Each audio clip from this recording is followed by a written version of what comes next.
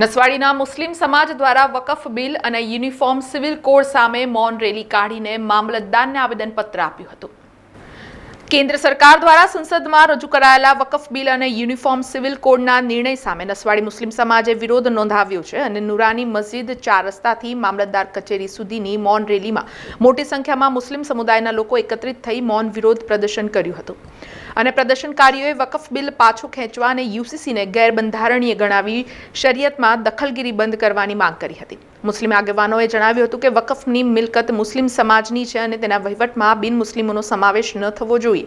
તેમના મતે મુસ્લિમ સમાજ શરિયતથી બંધાયેલો છે અને સરકારને તેમાં દખલ કરવાનો કોઈ અધિકાર નથી। ત્યારબાદ મુસ્લિમ સમાજના આગેવાનોએ મામલતદારને આવેદનપત્ર આપ્યું હતું।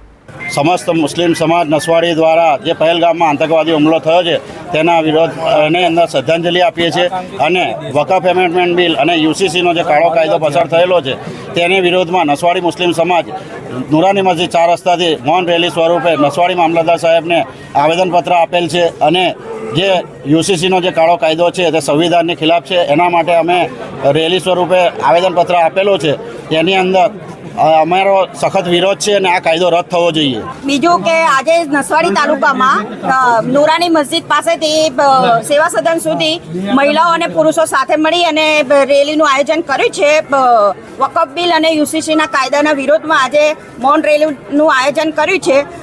કેન્દ્ર સરકાર અમુક વર્ગના લોકોને ધર્મનું તૃષ્ટિકરણ કરી અને પોતાના વોટ બેંકો મજબૂત કરવા માટે ધર્મના લોકોને ટાર્ગેટ બનાવી આ વિરોધ કરે છે અને એને અમે નસવાડી તાલુકો સમગ્ર નસવાડી તાલુકો સખત શબ્દમાં વિરોધ કરીએ છીએ। સમાચારોના સતત અપડેટ માટે TNN ન્યૂઝને YouTube પર સબસ્ક્રાઇબ કરી બેલ આઇકોન પ્રેસ કરો અને અમારી સાથે જોડાયેલા રહો Facebook, Instagram અને Twitter ઉપર।